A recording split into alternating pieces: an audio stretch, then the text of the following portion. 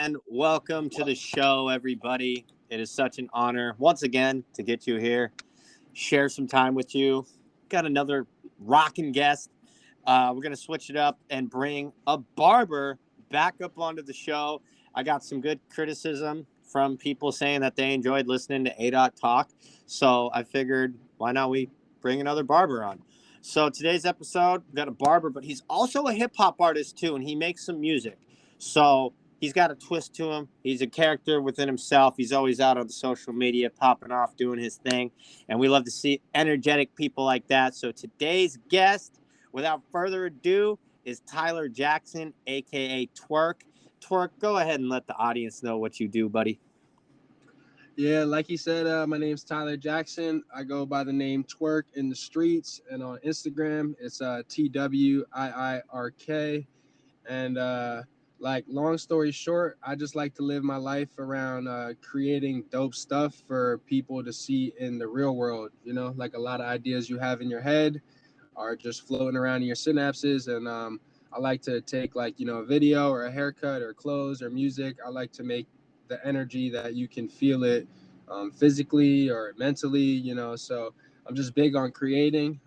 That's like my MO, just to kind of being yourself and doing things you believe in and staying true to your purpose, and sometimes people got to find that purpose. Definitely, man. And it's definitely dope to have you on the show today, man. Switch things up a little bit. Like we just had a 3D printer enthusiast, rock climber on, and now we got a barber up on the show. So, it's like I'm trying to keep it like the content clean, not clean, but interesting. Like every week it's something different, but still with music theme and love to it.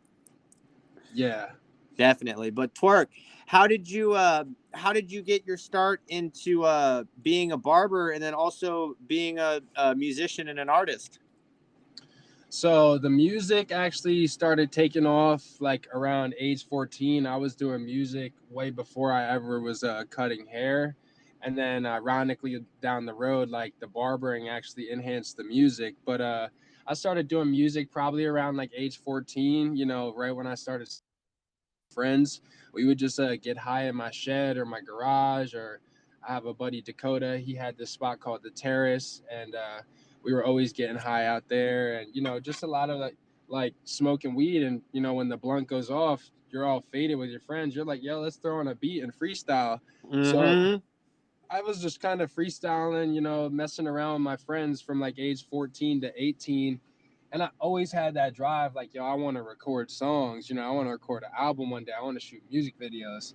And around age 18, I was born in Jersey till 5, and then I lived in PA from 5 to 18, like elementary through high school.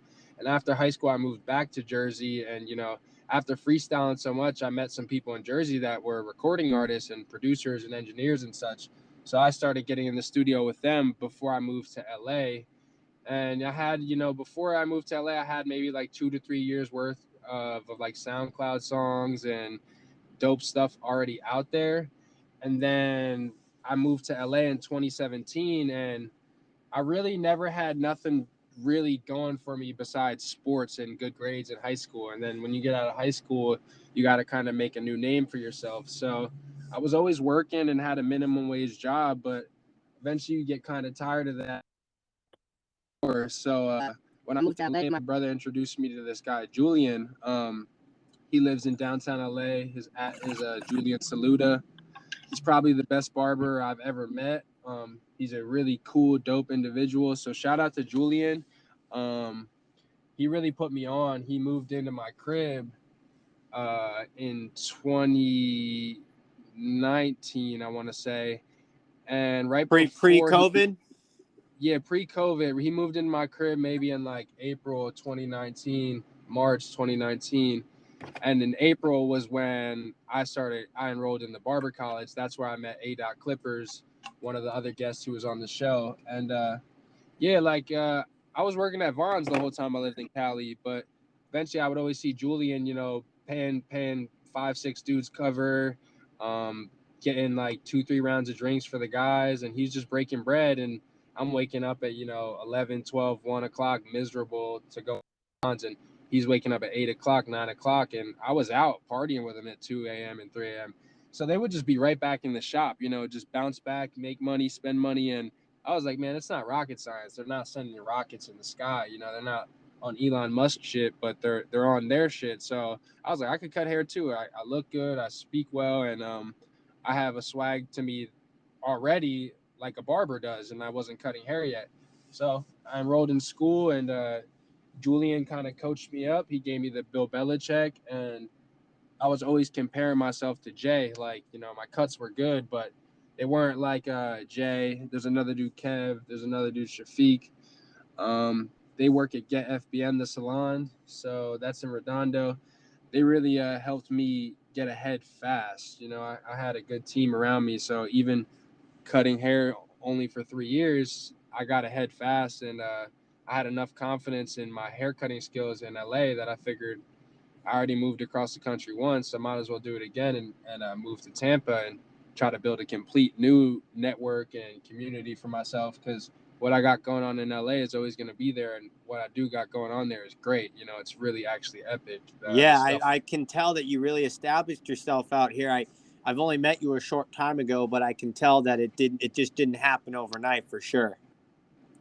Nah, man. I mean, most people's stories, it seems like that. Them 1 year, them 1 day, and then a couple years later, you haven't been following them, and then you look at their page, and they're like, "Oh snap! Like this dude's cutting up Kendrick Perkins. This dude's cutting up Famous Dex. You know what I mean? He's cutting up Brian Hearns, and he's working for guys like Michael Costello, and that's why I'm so grateful I picked up a pair of clippers and some shears, because clippers and shears, those two little tools, man, they opened so many doors. Yes, And sir. they built bridges that led to pastures I never know existed. So, well, that's crazy too. So you're pretty much you're a East Coast captain. So you were born in New Jersey and then you lived in Pennsylvania. Yeah, correct. I'm so grateful for that too, because living in LA 5 years, I'm in my 20s. It's the best place for me to be. But as a kid growing up, I'm really grateful to have grown up on the East Coast in the suburbs, like playing sports, pretty girls around, diverse culture. I grew up in Easton. Easton is outside of New Jersey, right on the border of Jersey and PA. And it's north of Philly. It's, not too far from New York. So it's a big melting pot. You'll get people from all ethnicities moving from Jersey, New York, Philly to Easton to raise families. And I have so many dope friends from my childhood that I'm so fortunate to still be in touch with today. I've known some of these cats for 21 years, and I only been alive 26. Known some of these cats since I was 5 years old. Definitely. Those are the type of relationships though you want, is good, strong relationships that last. That's just what I always try and look for, at least in my friendships nowadays, is the ones that I know that are going to be genuine, and the ones that I know are going to help me benefit myself to be a better person. 100%. Yeah, but another question I did have for you though, with your music, are you more inclined with being a barber or music? Like, which one do you enjoy more? So if I could get like rich and famous, I'd want it to be off my music, because it's what I've been doing longer, and I think there's a bigger lane to fame in music and like the creative aspect of it. But it's also very dangerous to become a famous rapper, and like we just lost Takeoff. RIP my guy Takeoff. I'll double all the way back to Mac Miller and XXX. RIP the guys. RIP Nipsey. Super big Pop Smoke fan, and we're seeing it. RIP Mac Dre. Yeah, like RIP all of them, man. They're just being taken too quickly at a young age, when these guys established a legacy, but it would have been good to see more fulfillment out of their legacy and not see it stripped so short over toxic energy. You know what I mean? You got guys who look just like each other killing each other over metal and jewelry. You know what I mean? And I know LA is a dangerous place, and you shouldn't go dangling steaks in front of pit bulls, but if someone worked hard to earn what they got, let them rock, let them have their light, let them have their shine. Don't go try to steal in it, ending up throwing your life away and taking theirs with it. So, I always said I would like to be rich and famous in music, but I always looked at it as like a blessing in disguise, never really blowing up doing the music. So I never made like no like crazy money off music, but I make like bread and butter off cutting hair. So if I could be a celebrity barber or a celebrity rapper, I think it would be better for me to be a celebrity barber, but I would prefer to be a celebrity rapper because it's just like more strictly being yourself. Being a barber, you deal with other people. Whereas if I was a dope, like famous, rich artist, I could just worry about twerk. I don't got to worry about cutting other people's hair. I don't got to worry about this guy's, issues. You don't got to be his therapist. So I would definitely love to see like more come out of my music because I know I have a dope, unique sound, and like even people in my family are pretty big music, so I know it's possible. Like my cousin Mike Zombie, he produced "Started from the Bottom," 2012, one of Drake's biggest songs, if not the biggest. My cousin Doc Coyle, he's verified on Instagram for heavy metal with Bad Wolves. So there's people in my life around, like really close to me. I opened presents with these guys on Christmas at my grandma's house, and now they're super big. They tour Europe. Mike has produced for Jay-Z. My cousin has produced for Drake. Like I said, he did most of Young M.A.'s album, Eminem.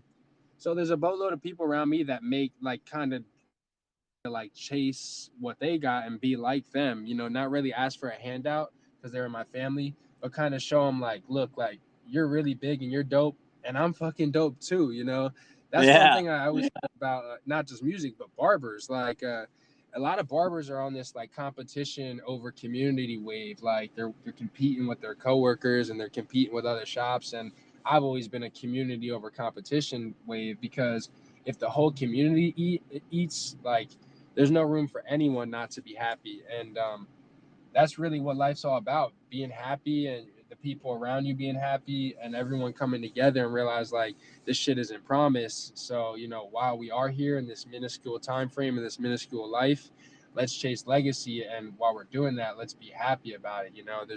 There's no time and there's no need for negativity. We can all uplift each other in one way or another. Everybody's got something to bring to the table. Yeah, no, definitely. Everyone always has something to bring to the table, and it's always great to listen to everybody's output because sometimes it could be better than what most people around you are saying. You know, have you ever found yourself like in a weird situation where people are trying to give you bad advice and convince you it's good?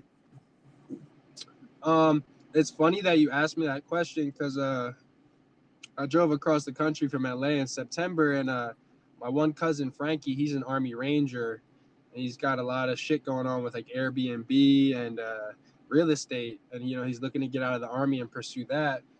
He came down to Tampa in the beginning of October for the Chiefs Bucks game. We went to watch Mahomes play Brady, and when my cousin was out here, I was with his Army buddies and his Green Beret buddies, and these guys are all like 2 to 3 cribs, Airbnb in one of the 2 cribs. They're making money, and they're like the most highly like well-rounded physical specimens on the planet. I mean, they're Army Rangers. They're great guys to get beers with, but these are the guys that'll kick in a door in a house and shoot you in your face if you're living on the wrong edge of the sword. These guys are badass, but the shit they were telling me and the shit Frankie was telling me is basically don't ever take advice from anybody because nobody's gonna understand what you're going through and like the terms you're living on. Like any vision you have, an opportunity you have, is from your perspective. So when you tell someone, they're gonna pitch their opinion, but they don't really know what you're capable of. Like Julian told me that a long time ago when I started cutting hair. He was like, don't take advice from people who don't know what you're capable of. And at the time, he was talking about his own mom. His mom was telling him, like, oh, you're gonna get burnt out, you're gonna get tired, you're gonna get sick of cutting hair, you're not gonna be able to do it forever. And he's thinking like, man, like even my own mom don't know what I'm capable of, so like I can't even take her advice because why would you? They're not in the field with you. They don't understand the relationships you've been building and the time you've put in, and they don't even know if you already hit that 10,000 hour mark where you're pro. Like You know, it's like 10,000 hours, put your work in. You know, everybody Yeah. wants to be rich and successful, but nobody want to do the work. You know what I Yeah, mean? and that's So, how it is these days, and it's just so fucking sad to see this. The work ethic has just gone down the drain, more and more and more man, and more. even the regular jobs is like telling people I'll give you $20. And back in the day, like when I started making 7.35 overnight McDonald's, if they told me to come flip burgers and run the drive-through for 20 an hour, I would have been on it. You know, all these places, Target, every place out here after the pandemic is giving 18 to 20 an hour, especially in LA where it's more expensive, and people just don't want to work. Like, you know what I mean? You know, there may be times where I'm not working, but that doesn't mean I'm not trying to better myself. Like if I got the free time, I'm cleaning my crib, I'm making the hoodies, I'm going to the gym. You know, I'm gonna wash my car. I'm gonna call my homies and talk to them all day. So like, even if you're not really like working, you know, you only get 24 hours, so you can still make the most of the day. But it's like it's sad to see, you know, this younger generation. It's funny because like every generation older than the next, it's always like this younger generation. But you know, our parents saw it with us with the start of the 360s and the PlayStation 2s, and you know now we see it with the next generation with the, you know, the smartphones and the tablets. Like every Yeah, the kid got tablets are out of control, man, especially with the out of kids. control. Out It's of control. crazy, man. Like, especially my niece and my nephews, like, they just like every time I walk into my sister's apartment, their fucking face is buried in their couch, like with a tablet in their face. I'm just like, man, do these kids like want to go ride a bike? Do they want to go do something fun? Like, do they want to go to the park? No, they don't. They want to play Flappy Bird or Angry Birds or whatever the hell those games are. And watched Coco Melon. They love Coco Melon. Oh, It's so funny though, cause dude, like me and you were growing up, like your mom was like, "Yo, when the street light comes on, you know, ride your bike home." And you didn't have a tablet to find your friends. You got on the bike and pushed your neighborhood, and you looked for the house with all the other bikes. And exactly. Or you got you know, on your landline and you got in the phone book and you looked up your yeah. buddy's parents' phone number in the phone book, and you fucking called them and you asked if you could come over. So my two friends that I was hitting on the phone book growing up were Kyle Banbury and Brad Wilkins. These are guys I played football with. And I figure if I'm gonna be on the podcast, it'll be nice to name drop some people because if Oh they do yeah. listen, they'll be like, you know, hype I shouted them out. But like my phone book babies is like Brad and Kyle. Like I was having my mom look up their number in the phone book, and I'm calling them when I'm like 5, 6, 7. You know, in childhood, you're like, "Yo, mom, can my And phone that still was go?" the original cell phone contact, man. Like, like where I grew up, our community, we had a phone book that they made for the whole community. And everybody's number was in there. And I'll name drop too. So my homies, it was Max Hanchy and Luke Arana. And it was funny too because I didn't have to look far for my buddy Luke because his parents were literally the first number right when you open the book. So I was like, boom, right there. Yeah, But it was cool though because it was just such a different time of life, bro. Like, and another thing too is like we grew up in a generation where you actually had to talk to people and you actually had to communicate with people still. Like it seems like we caught the tail end of almost everything. yeah. Um, I'm glad. I'm glad we like. You were born in the '90s. Yeah, I was born in 96. Yeah, me too. I was born in '96. I think like '93 to like '97 is like the most elite like generation that's like alive right now because we grew up like in that, you know, that '90s era, like still kind of seeing the '80s, and then in the 2000s we got hit with all that dope hip hop and new stuff. But like, you know, Mm-hmm. we're very tapped into the technological aspect of life now, maybe more than Yes. our parents. Yes. But we also are very nostalgic kids. You know what I mean? Like we have a lot of like old school like dope stuff. Like if you ever seen one of those '90s Instagram posts and you just see all that stuff from your childhood, like, you know, these kids nowadays, they're not gonna have that nostalgic thing. Like they're gonna look back on it and They'll be like, what throw, the hell is that?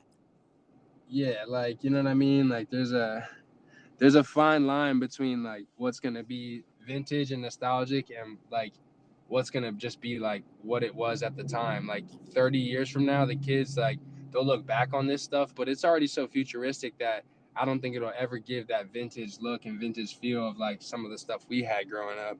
And that's okay, you know. the world's always moving, life's always moving. You gotta evolve. Yeah, You well, gotta we float have to like a evolve butterfly. and we have to adapt. And I feel like nowadays it's just push, push, push. Every year there's a new iPhone. Every year there's a new something, right? And then it's got us eaten up, and we crave it. Yeah, 100%. It's crazy, bro. How they just it's an annual thing, Any whatever it is, like the only thing that lasts 10 years anymore is an Xbox, and all this other stuff is every year they got something new out. Well, yeah, it's just designed to fail, essentially. But I mean, hey, that's corporate greed right there. Yeah, you Yeah, gotta but love capitalism, man. yeah, hey, money's money, right? It's a piece of paper that controls us, right? Yeah. Hey, but if I can ask, with your music, what's some of the biggest things that you've been able to do with your music, aside from what you shared with the big things you did picking up a pair of clips? So musically, the dopest thing I probably done in my music career, we went to Japan in 2019, pre-COVID.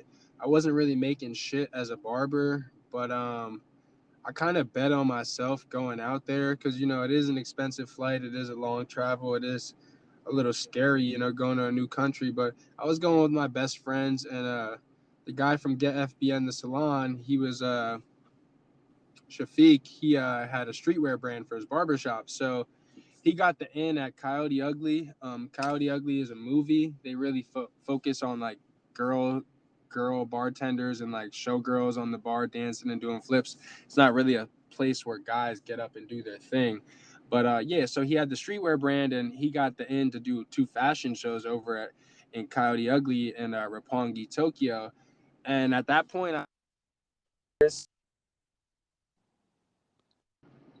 can you still hear me? Oh yeah, we good. Yeah, yeah. Okay, yeah.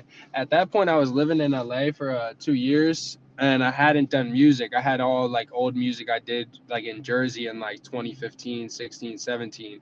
So 17 to 19, those years I wasn't making music. But when he was doing the fashion show, the girl hosting it was like asking Shafiq, "Hey, like, does anyone in your crew do music? We want someone to perform after these fashion shows." And I was like, bet, sign me up. You don't got to ask me twice. So I actually flew out there with Julian and Kev, and I remember it's so funny. Like Julian called me a poser because I didn't bring my barber tools, and I was going out there to perform. I was going out there to be Twiirk and like step into my alter ego. I thought it was so funny he called me a poser barber because I was like, man, like you are a barber. Like this is what you do. I understand you bring your clippers with you everywhere, but I wasn't at that point yet. I bring my clippers and my tools with me everywhere now, but at that point, I was just like worried about bringing fresh outfits and going to do the music performance. So we landed in Tokyo, and it was basically a big business trip. Like we weren't really on vacation because we had a lot to do to set up for the fashion shows. We threw fashion shows back to back nights, Friday and Saturday, and at the time, like it wasn't COVID, so it was fucking popping. Like these bars were busy. Like it was like a normal Friday night in Hermosa when the whole pier is filled, but just we're in Tokyo. The whole world. 2019 was probably the best year like people have had since 2016. The world was on top, and especially downtown LA, like making a bag and going out and stuff. It was fun. So the whole world was at its peak, and then we got hit with COVID. So, but it was good to go to Japan because it got me to make more music. Like, yeah, when I went out there, I performed one of my old songs, "The Force." It's actually on YouTube. If you type in Twiirk, Twiirk, "The Force," you'll see the live performance. There's clips of the fashion show, and there's clips of me rapping on the bar at Coyote Ugly. Then so that was probably the biggest thing, definitely performing. But I'm so glad I did it because it sparked a fire under me that the next 2 years in LA, like 2020 and 2021, I dropped more music and better music than I ever knew I was capable of. So that's definitely the most epic thing, was going to Japan and then shooting the music videos around it. Definitely, you have to capture those moments because, who knows? You might not even go back to Japan. Right. That's what you would think, but before leaving LA, me and Alex, A. Clippers, we started working for the #1 barbershop in Japan, but in LA. So, you think you may never go back at the time, and ironically, down the line, I end up working for the #1 barbershop in Japan in LA. They got 4 in Tokyo, 1 in Osaka. It's called Mr. Brothers Cut Club. So, like now it's up. Whenever I go back to Japan, it's up. Like these Japanese guys have come into LA, 2, 3, 4 times when I was living there, and these guys look at me like brothers. They're telling me like, come to Tokyo, come to Japan. Like you sleep at my house, and they're speaking broken English, and they're such fucking dope people. The Japanese culture, like, it's so sad, like how like blacks, Mexicans, Asians, people will get stereotypes for their cultures, but until you physically put yourself in that realm and you go live with these people, never judge a book by its cover, because every culture and every community is different. And what I notice about the Japanese people is like they're hyper efficient. Like their society is hyper efficient. They're very like mindful Well, of like, the Japanese made the Toyota. It's fucking best thing ever made. bro, yeah, like any like high speed chase, like fucking Toyota or Honda Civic, like one of the two. Like I'm in a Subaru right now. I'm on the podcast in my Subaru WRX. I just bought this. It's 2022. There you go. And You got some Japanese engineering right under your seat. yeah, bro. This shit is for performance. You get in the car, bro, and the price range. Like you're not gonna get a better performing car for the price. No, that's Basically. the thing. It's a decently affordable car for so especially someone like you, your age, young. You're out in Florida. You're out just ripping. And has it got a turbo? You got a turbo on the thing? Yeah, I got a turbo. I'm pushing some turbo. I'm pushing some boost. There we go. You got to boost out. Yeah. What? Right. Are you much of a car guy? Do you are you into cars or any kind of automotive touch or anything? Not at all, bro. I could give a fuck, bro. Like I honestly was gonna give my mom 10 bands to get her Civic. She bought it in 2016.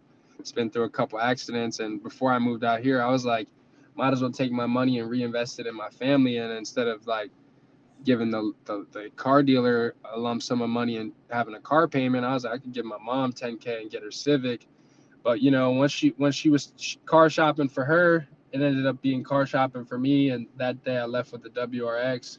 So I'm really grateful to have this. I got blessed. I had a fortunate childhood growing up, so I know what it takes to have nice things in your life, and I know what it's like to have nice things in your life. But it took me till I was like 26 to actually have like something of this caliber, like this nice for myself. You know what I mean? Not provided by my parents. Most of the shit people have is like not owned, it's rented. So I was like, man, I'm not gonna lease this. Like I'm gonna put a boatload of money down on this, and I'm gonna pay it off so that in like 4 or 5 years I could just own this tool. When you buy a new car, everybody thinks it's a trophy, but it's not. Cars are tools. They're not trophies. They're tools. They're used to get from point A to B. They're used to make money. Exactly, man. You got to have a solid whip. Nowadays you got to be able to get around quick. Yeah, I'm definitely gonna get there quick in this whip. I'm never gonna be late. Oh, yeah, definitely with that turbo on that thing. But no, man, that's good. It seems like your life has put you in a good situation. You've got a lot of experience, and you're just continuing to grow and build more and more and more. And with your brand, with your clothing brand, if you want to touch a little bit on that, what is that? Is that just your overall alter ego, Twiirk? Is that with like your barbary and your artistry, or what is that brand aimed towards? So Twiirk is like, that's my superhero shit. Like that's like yeah, like I said, my alter ego, like the Twiirk, like whether it's like rap or like cutting hair, it's just more my artistry name. It's just more so like it's revolved around the art. Anything creative, like I'll throw the Twiirk tag on it. But in the barbering world, like my actual barber page is Frank Joseph Fades. It's my middle name. My name's Tyler Frank Joseph Jackson. So I paid homage to my uncle who passed away 2 weeks before I was born in a tragic car accident. His name was Frank Joseph Cambria. So my mom gave me his first and his middle name as my middle name. So in the barbering thing, like if I ever open a salon or a spa, I'm gonna have it do with something with Frank Joseph. I think that's cool to me. Like, kind of sounds like Ralph Lauren or Tommy Hilfiger or like Michael Costello, Frank Joseph. So I feel like I could make a cool brand and product line using that name. That's kind of like a more upper echelon, bougie, like haircutting service and product line. But the Twiirk stuff is that really is my music and my clothes. The question was about the clothes, so we'll talk about the clothes. In high school, my best friend Nick Stocker, he had this clothing brand called Like Lavish, and I was like just trying to be his right hand man, push shirts and get people to take pictures in them, slap stickers places. And ever since Nick created that line, he had the patent for it way back then. I always wanted to do something on my own, and eventually, I think it was, I want to say 2021, I went to the fashion district because I was always working in the fashion district. So I just went over to the clothing cartel or whatever you call them, the wholesale spot. And I was just like, man, like, scared money don't make money. I was like, just fucking buy these hoodies, yo, and then come up with a logo later. For me, I already had the logo. I already had tons of ideas that were flowing through my synapses on my phone and in my notes for stuff I wanted to do. Then one day I just got bored. I went down, I grabbed 12 tie-dye hoodies, and I was looking at the logos I had, and I was like, you know what? I'm gonna just throw this shit on the hoodie. It was cool. It was basically Twiirk. It's Twiirk, but the T's, everything's upside down. So like you see TWIIRK on the bottom, and then on the top you see TWIIRK upside down. So the T actually makes a cross, and the W makes an infinity symbol because there's another W on top of it. And then the double I, the RK. The RK to me kind of looks like a crown or like some royal shit, the way the R and the K is shaped. What kind of dope were you smoking to think of that? Because god damn, that's pretty creative. Man, I was just bored one night smoking the dope I was smoking in Cali was Baby Jeter. Shout out Baby Jeter. Shout out to my friend Morgan. She works for Jeter. She's a fucking babe. Jeter is the best brand out there to smoke. If you're in Cali and you need something to just ease your day and get you through the day, cop a 5-pack of Baby Jeters. You know what I mean? Like you'll have one to smoke right now and a few to smoke later. So we was on the Jeter time, and I'm in my room just on like a free website or like an app, and just typing in Twiirk and sliding stuff left and right and seeing what looked cool. So I had the Twiirk logo, and then I was like, well, I need a slogan. And then I'm a big movie guy. I grew up around my mom watching every freaking movie you could think of. My favorite movie of all time is Black Hawk Down, if any of you care. My favorite movie currently, yeah, Black Hawk Down is OG, GOAT. My favorite movie currently is probably 13 Hours. It's kind of like Black Hawk Down, just a little more modern. My dad's a retired colonel, so I like that war stuff, Saving Private Ryan, 300, all that good stuff. All the war themed movies. But yeah, so the slogan, I didn't have a logo. I was in logo mode smoking the joints. I had the logo. The slogan came from the movie The Edge of Tomorrow, the Tom Cruise movie where on the poster it says live, die, repeat. He keeps waking up in like the barracks and doing the push-ups, and then he ends up on the beach with the girl fighting the aliens and stuff. And every time he dies, he wakes back up in the same bed, and that's why it's called The Edge of Tomorrow, because it's like a live, die, repeat movie. And so one night I'm just same thing as making my logo. I'm just smoking and I'm just bored. I don't know what made me type in the movie, but I just typed in the dialogue of like what Tom Cruise is saying to the actress. And in one of the scenes, she says since he's always dying and waking up and starting anew, she says to him, confidence is in your memory. Because when he's waking up, he's realizing like, why is this repeating? He's starting to understand like something's up. So she says to him like, confidence is in your memory. So pretty much like you've been here before, like you know what to do at this spot to get to the next phase. And I just saw her.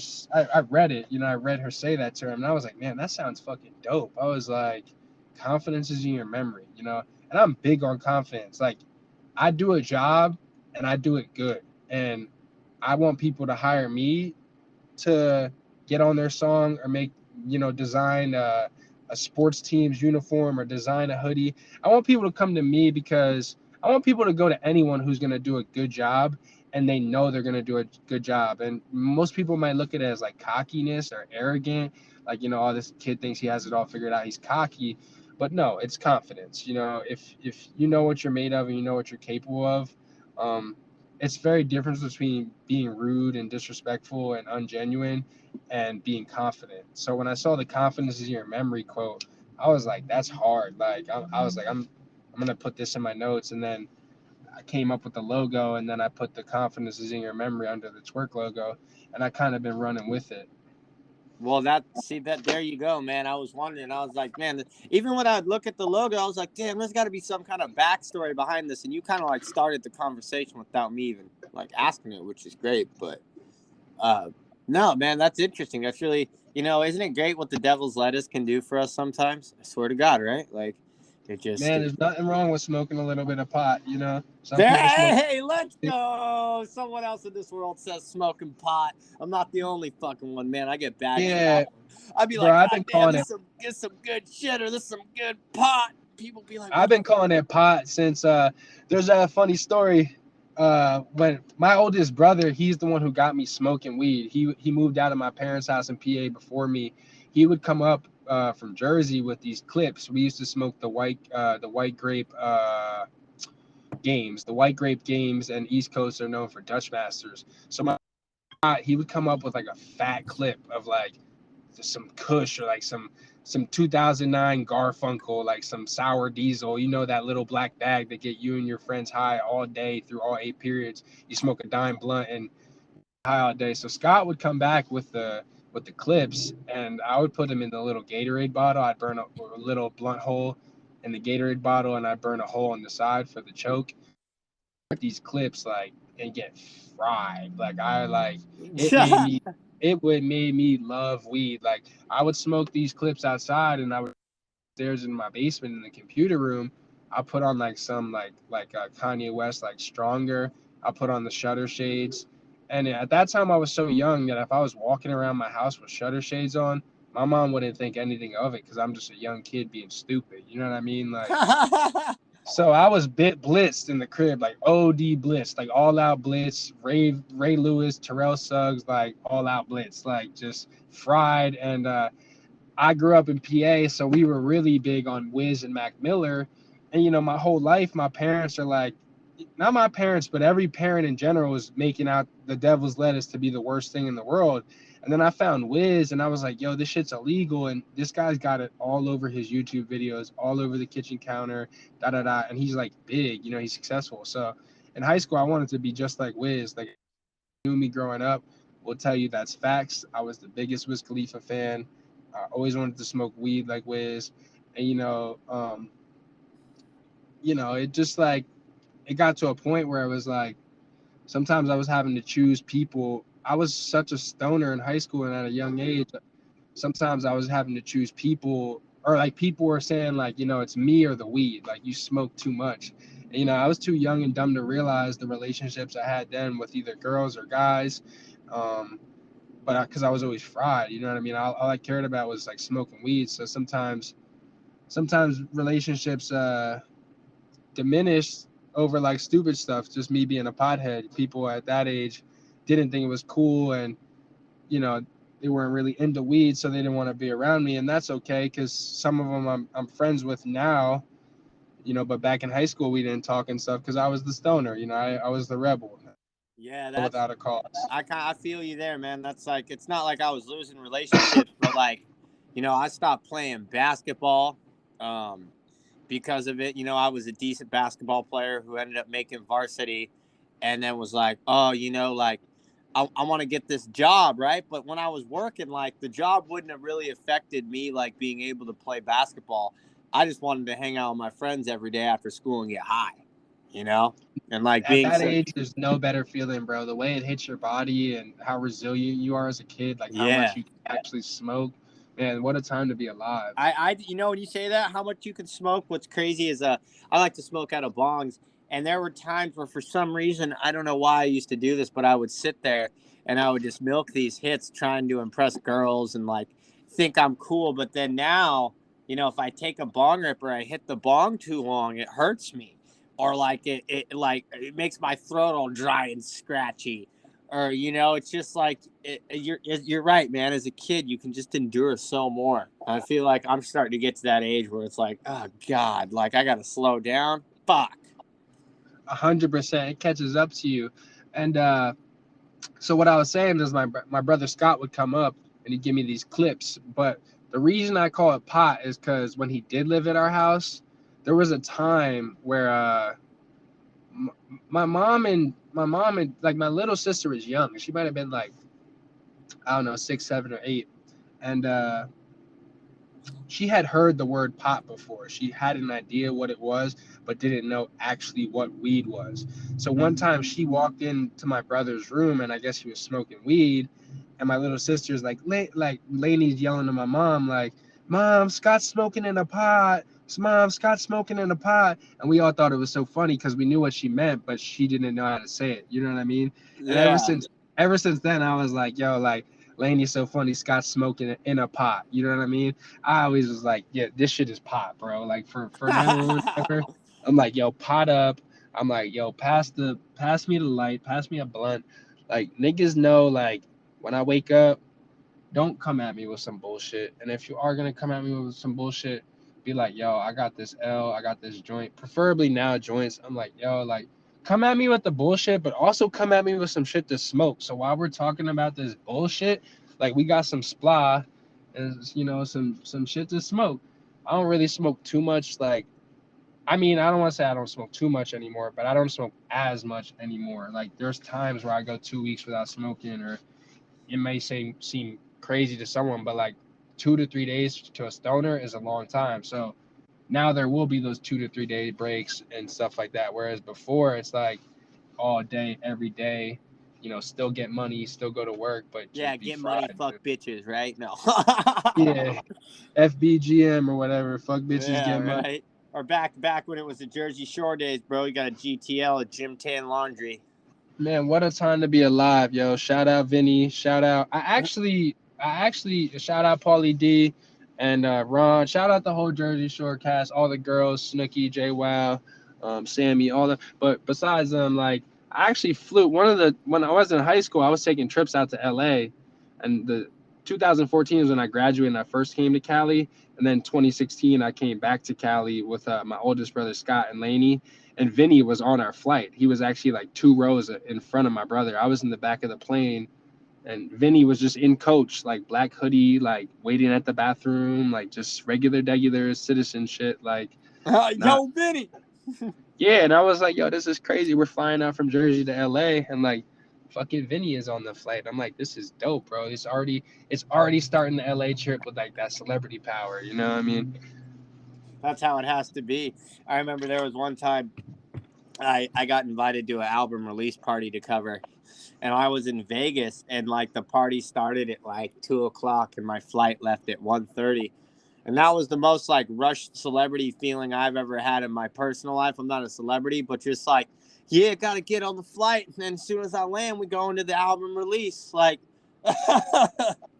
Hell yeah. just those times where you like you realize you're like, damn, is this what it involves? But it's gonna be more intense. But Yeah. hey, we got a segment that we like to do on the show. It's been such a great conversation, man. It's been awesome.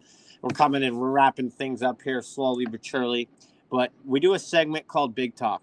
I did an episode last season where I got a gang of questions and I answered them for the audience so they can learn a little bit about me. So what I'm going to do is I have this deck of cards here to my left. I'm going to pick a card out of this deck. I'm going to ask you this question. Kind of roll into the show here. I usually like to save it for this part. So with that being said, I'm going to go ahead, pick this card here. Okay, 1 second. All right. Twiirk. Today's Big Talk question. What were you doing the last time you lost track of time? What was I doing the last time I lost track of time? That's Yes, hard sir. to say because I got to think about last time I lost track of time. I know it's kind of this deck of cards I have. There's questions like this out there. It's a tricky question. You were probably maybe smoking some pot. Nah, it was not last night, but 2 nights ago. I was with my homie. He invited me over to his crib in Florida, and we were smoking. And he had been at my crib like a week before, like smoking with like other East Coast homies. But I asked him a question that like I should have known the answer to. I basically like asked him if he knew someone was. I'm like, did you know so and so was in town?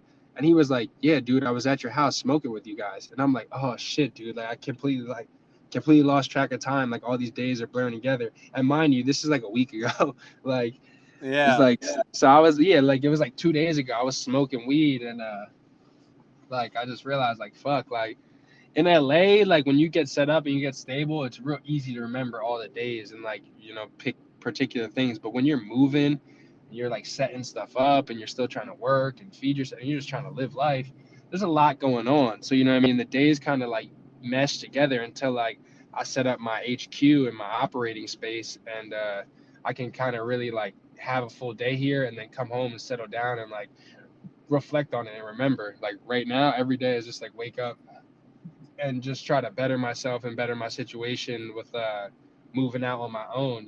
I didn't have to leave LA. Like, LA, my pockets were silly, pockets were fat, the girls were fire, the cribs were silly and fat. Like the lifestyle was dope. My life was the best it's ever been. I didn't have to leave. And when I go back for round two, it's gonna be epic. But How long I do you wanted see yourself being out in Florida? I mean, the years out here, the leases out here in Florida are a year. So, what I mean? I could be out here for a year and I could go back in this summer, 2023 summer. But I doubt I'll do that because it's just such a short time living in a new place. So I'm looking at like a 4 to 5 year plan. I'm trying to pay off this new car and then once it's paid off, maybe drive it back across the country to LA and do round two.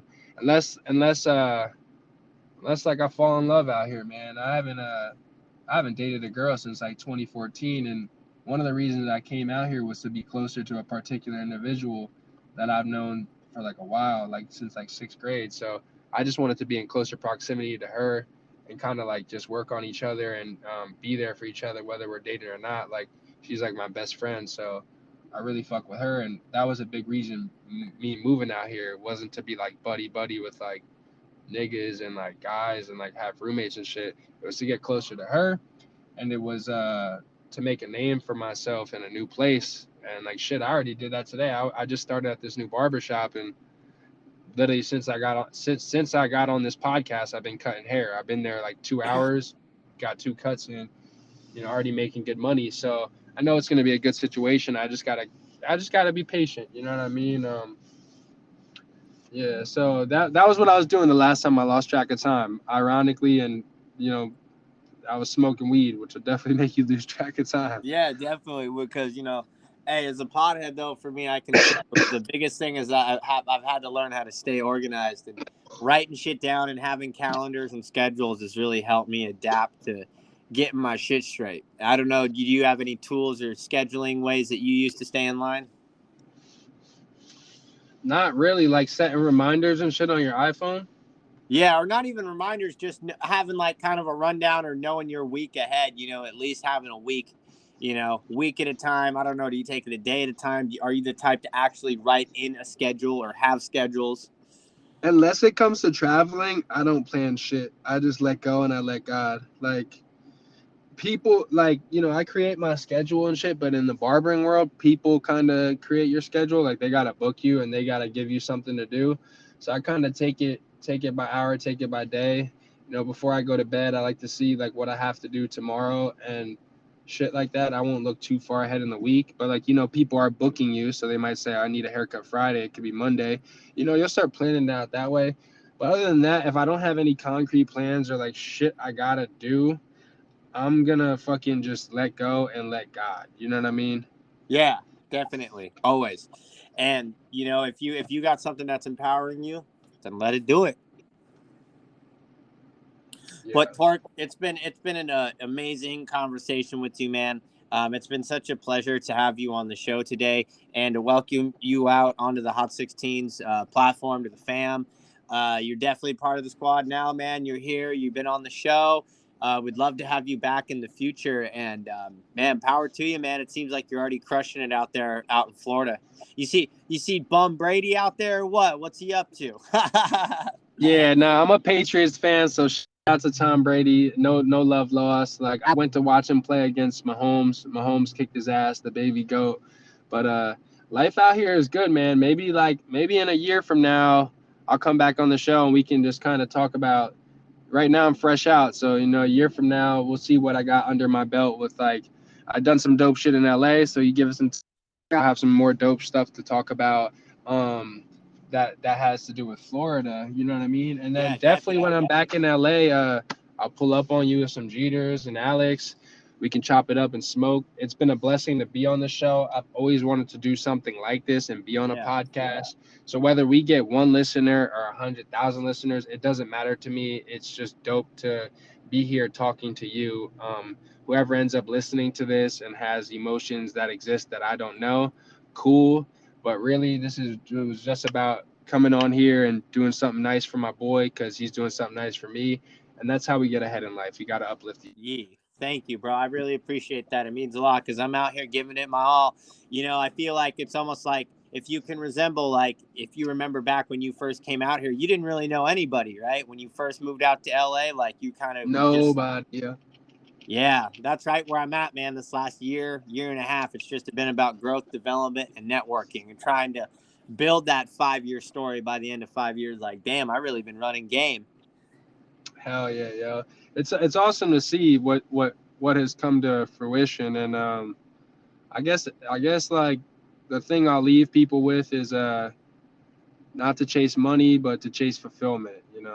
Yeah. Whether that's health or giving your relationship an hour a day, or giving your body an hour a day, or your mental health an hour a day. You got 24 hours, so work for 8 of them, but make sure you're not just chasing the bread, and you're not fulfilling you. I mean, you got to pay yourself too, and there's no better way to do that than be in shape. And mental health and physical health is very important. So that's the one thing I'm gonna leave people with. If you're gonna remember anything from this interview, I would just say, like, the money will come, so don't chase it, but chase fulfillment, and establish good relationships, because it's really not about what you know, it's about who you know.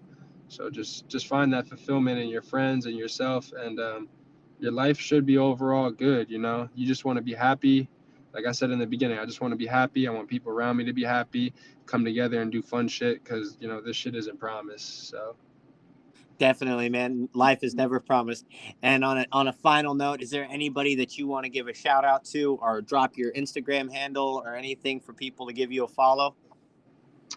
yeah, I want to shout out. Who do I want to shout out? I want to shout out my mom, because she's been there so much for me while I lived in LA. She's been there so much for me moving out on my own in Florida. And, the one person who probably would listen to this interview will be my mom. So I definitely want that on the wavelength. I definitely want people to know I got love for her. And you raised a great kid, and you raised great siblings for me to call siblings. You raised great kids for me to call siblings. So shout out to my mom. There's no other person in the world that deserves a shout out more than our moms. So Yeah, shout out. No, that's beautiful, man. And you know what? I feel like you're probably one of the first people to shout out moms like that on the show. So that's awesome, though, that you show mom praise.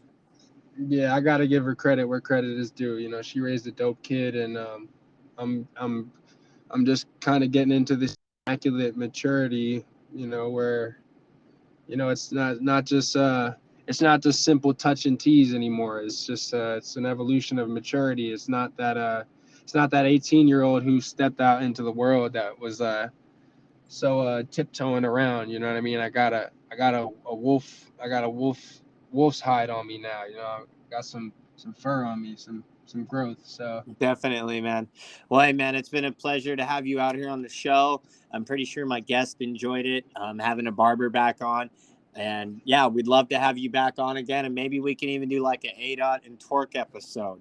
That would be fire. And we could all sit around and that would be dope. I would yeah. literally fly to LA to do the interview with Dot. Like, I literally, That's fire right there. See, that's what networking's about. And be like, shit, bro, I'll like, fly out for the show. I'll fly out for the show, bro. Like, just because I'm in Florida doesn't mean I'm not running my city from a whole nother coast. I got so Exactly. much. You still got I got, game to bro, so much business going on over there that I'm passing to other people, and business I'm trying to create in the future through my old team. Not even my old team; they still my team. I'm just not eating at the same table as them right now. I'm on a conquest. I'm on a journey. So, definitely. my G, it's been great. Thank you so much. Much love. Like I said, it's Twiirk, Twiirk, with an underscore on Instagram. Frank Joseph Fades on Instagram is my barber page. So definitely follow those. And then if you type in Twiirk, you type in the Twiirk name into Apple, Spotify, SoundCloud, YouTube, you will see dope stuff. So just check it out, man. Yeah, for sure. Thank you, Twiirk. It's been a pleasure, man. Thank you, everybody, for listening. We'll check you on the next episode. Peace. Peace.